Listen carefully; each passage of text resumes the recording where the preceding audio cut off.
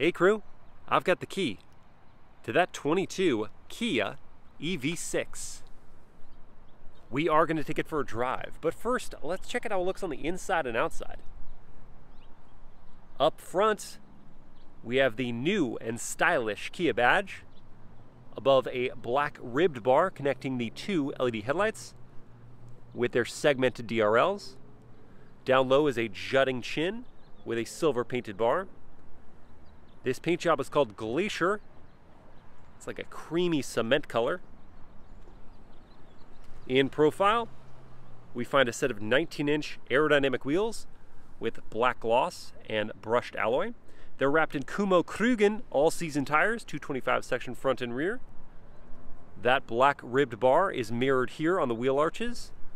We've got black door mirrors and window trim, flush mounted door handles. Stepping back to look at the profile, it's a very low slung crossover. That silver bar down low connects with the LED taillight bar around back. There is a roof mounted spoiler with aero pass-throughs. There's a silver geometric bar down low. Kia badge in the middle. I love the rear end of the EV6. It's so standout. And I'm sold on the profile and rear end of this vehicle. The front, not as enthusiastic about. It's one striking crossover. Let's check out that interior. Opening up and looking inside. This Wind all-wheel drive trim with perforated gray leatherette seats that feel wonderful. There are hard touch plastics high and low in the doors, but leatherette in the middle. A Meridian surround sound system. Nice wide opening doors make it easy to slide into the back seats. We've got air vents on the side, not in the middle. This is behind my own seating position at 6 feet tall. Look at that knee room. Tons of it. The foot pockets are kind of narrow. Thigh support's great. The fully flat floor makes it easy to slide into the middle seat where my head does clear the roof. There's a USB-C port on each of the strange looking seat backs, an AC outlet between the back seats, and then you can angle back the seats pulling up on that bar, but then taller adults may hit their head on the roof. There's an armrest that pops down with cup holders. The only things I might be missing are a sunroof of some kind and rear heated seats, but for the money you can't really complain. Rear doors close with a nice thud. Up front, we now find heated, ventilated, and power adjusting seats with 2-position memory. There are 2 front one-touch windows, quick power folding door mirrors. Press and hold this for the power trunk, or it also has a kick sensor. Behind the back seats, we have 28 cubic feet of space. That can easily expand to 54 cubes by pulling on these tabs on the side to fold down the seats. It's a 2-position load floor with some small storage underneath, and there's even smaller storage in the comically tiny front trunk. Power close, not power close, and lock on the tailgate. Charge port doors here. The DC 350 kilowatt charging for the EV6 is awesome. 10 to 80% in just 18 minutes. Otherwise, a level 2 will take 7.5 hours. It also has a converter, so you can use the EV6 as a generator to power your devices. Back up front, we have a heated leatherette steering wheel. This 2-tone combo looks cool. There are 2 12.3-inch displays. Quick and responsive. Wireless Apple CarPlay and Android Auto. This one is reconfigurable. No head-up display. Up on the dashboard, this looks like fabric, but it's injection molded and it is textured. This is adaptive, depending on if you're using climate or media settings. There are 2 USB ports, another one there, and a DC outlet. Tons of storage underneath the floating center console. Wireless smartphone charging here. Drive selection there. I do wish there was a redundant controller for the infotainment because it's kind of far away when you're sitting in the seat back. 2 cup holders here. Deep console storage. Just tons of features in this cabin for $54,000 as tested. Now let's take it for a drive.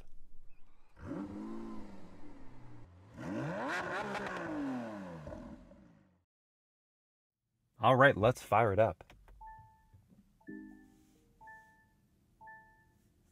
And of course, we do have that physical start-stop button like the Mach-E GT, unlike the Tesla Model Y, where you just hop in and put your foot on the brake and that starts the vehicle. This is going to feel more familiar to folks making the transition from an internal combustion engine car to an EV. Before we head out, we can see we have 91% charge left in the battery, and that gives us an estimate of 247 miles of range, which is right on par with the EPA estimate of a total of 274 miles for this dual motor EV6. I got a optimistic 100% charge estimate of 280 miles, but being in a variation of 6 miles is reasonable. We'll start out in the normal drive mode and then crank the dial to the left, and that brings up all our camera angles, including a bird's eye view and a wide angle backup camera. You can see an overhead view or wheel shots, or you can even scan around the whole vehicle like BMWs and Mercedes-Benzes. Benzes? Beamer, Benz, or Benzes? No. And the resolution of the camera system is good. It's not absolutely super cutting edge crystal clear, but it's just fine and works well at night. You can hear the backup sound of the car, which is always on. And you can definitely hear it outside the vehicle as well. I didn't mention we've got the Smart Park feature on the EV6 Wind Edition, so you can remotely start up the vehicle and then move it forward or backward in and out of a space. How's the turning radius? Cranking it.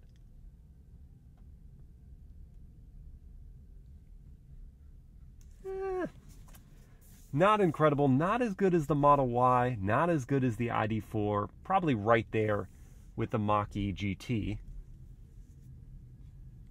Tell you what, those first few bumps felt like nothing though.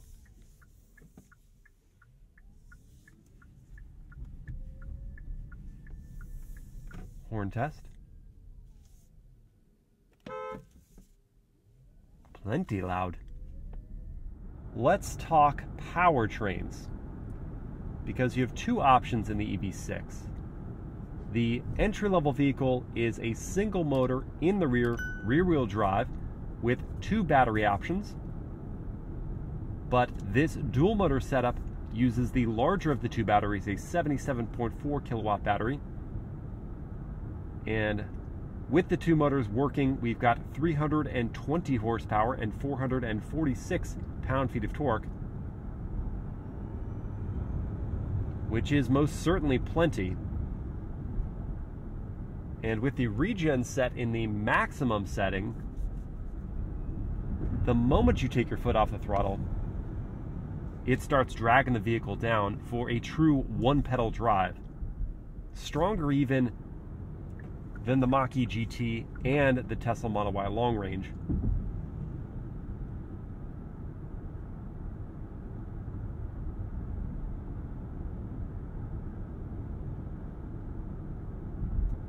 The ride quality is excellent in this vehicle. Notably better than the Mach-E GT, and even better than the Model Y long range. Seats are comfy as well. We'll see how they hold us in place when we take some corners, but just cruising around, I am buoyed up in the seat, but they're not too firm. It is time to see how quick we get to 60. Here we go.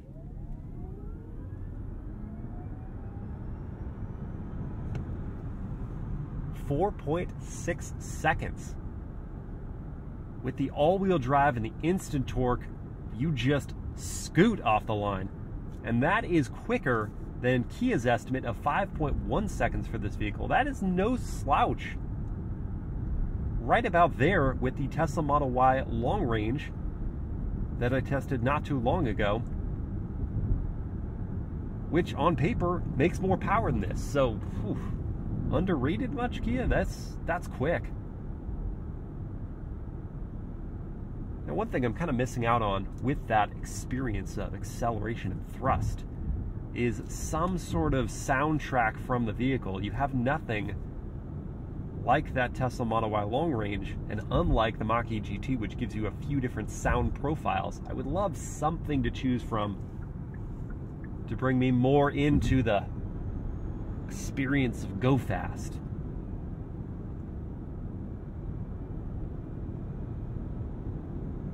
At higher speeds, wind noise is definitely up, not to any sort of extreme.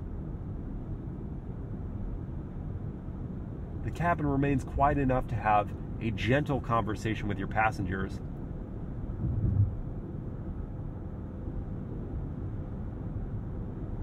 Gosh, this makes for a great cruiser.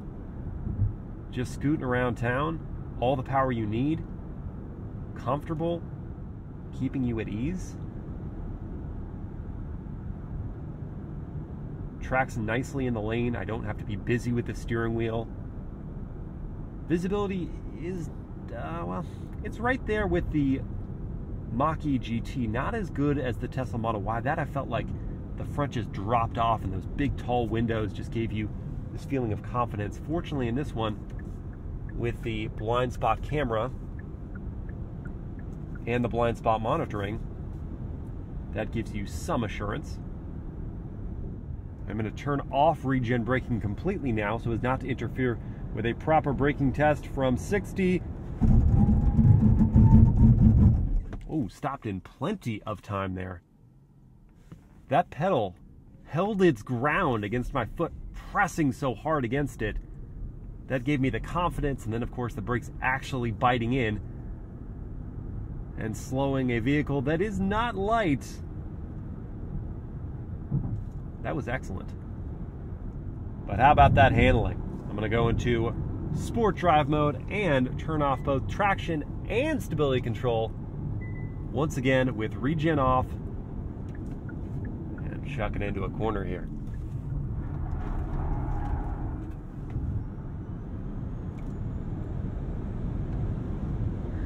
You can get the back end to come around. Love to see that. You can overwhelm the tendency to understeer with extra acceleration, bringing that butt around. Not a whole lot through the steering wheel, unfortunately. It did turn in nice and sharp. I'm not going to say it loves to do things like that, but you can coax it into doing it, so therefore you can have some fun. And the mid-range power,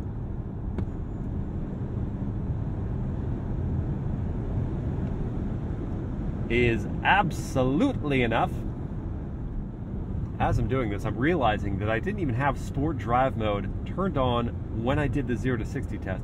I don't think it would have mattered in the end because full throttle acceleration is full throttle acceleration, but just something to think about. We're going to move into eco drive mode now. I'm going to turn back on traction and stability, and then I'm going to engage the steering assist and adaptive cruise control systems and see how well it stays in the center of the lane and how long it'll let me keep my hands off the wheel.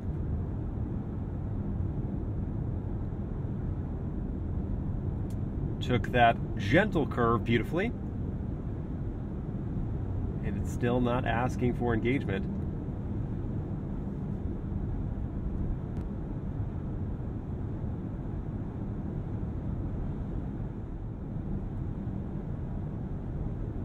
Still going, wow.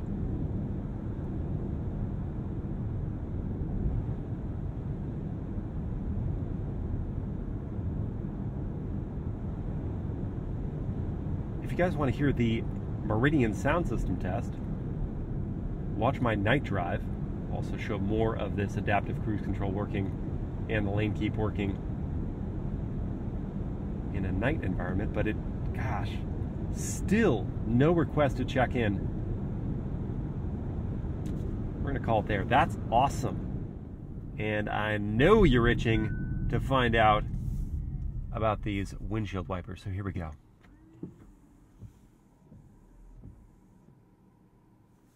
nicely done. No streaks.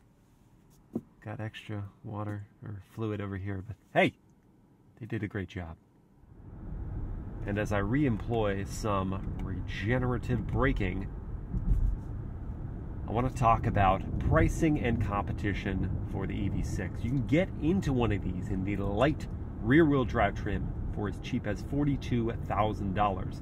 If you want the all-wheel drive, you have to step up to the Wind all-wheel drive trim, and that's $52,000 to start. This one is tested with the technology package is $54,000, and that's a screaming deal when you consider what it competes against. So yeah, really, I mean, the direct rival would be the Hyundai Ioniq, but they're effectively the same vehicle, just styled differently outside and in. So if it's between the EV6 and the Ioniq, I would just say choose the one you like that looks the best to you.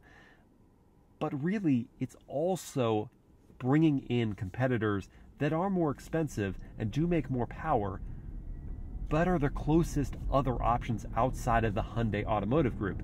I'm talking about the Ford Mustang Mach-E GT and the Tesla Model Y Long Range. Starting with the Model Y Long Range, that one's $60,440 to start. It makes more power, 384 horsepower.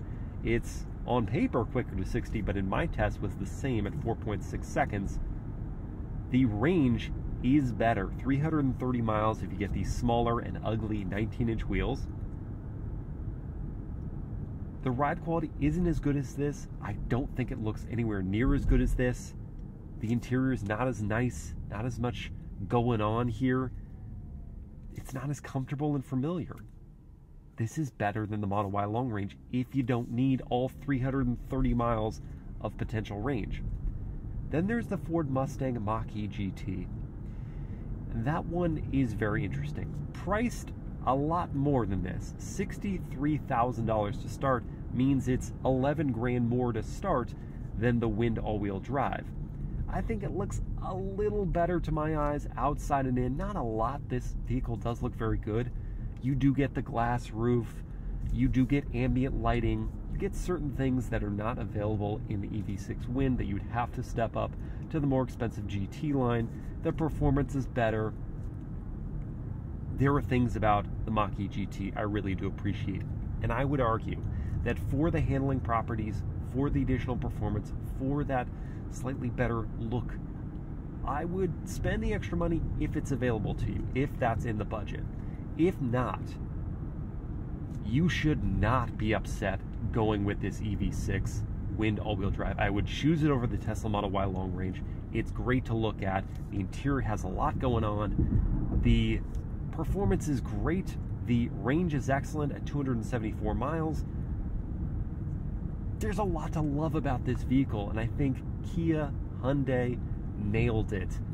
And priced at $52,000 before the $7,500 federal tax credit, it's extraordinarily compelling. I hope you guys have enjoyed this POV drive review. If you did, please like, comment, and share the video. Subscribe to the channel, hit that bell to get notified, and I'll see you next time.